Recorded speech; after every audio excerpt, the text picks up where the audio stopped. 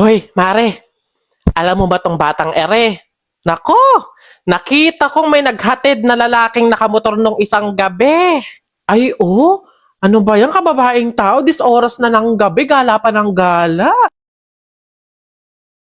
At nagpahatid pa pala talaga sa lalaking nakamotor. Ano ba yan, mga babae talaga ngayon, mga kabataan, mga kumikirengking na talaga.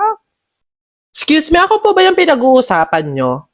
Ay bahala na ma-issue na kesyo hinatid ng isang lalaki. At least, safe na ka-uwi. Eh kesa naman hindi ka nga hinatid ng lalaki, namatay ka naman sa holdupper tsaka kidnapper. Ano ba yan? Malilate na ako. Ang tagal naman ng book ko. Hoy, Iha. Yes po. Nakita ka daw ng anak ko sa bar ah. Ay nako, Iha, ayos-ayusin mo yung sarili mo ha. Kakaganyan mo, baka dulo-dulo mabuntis ka kaagad.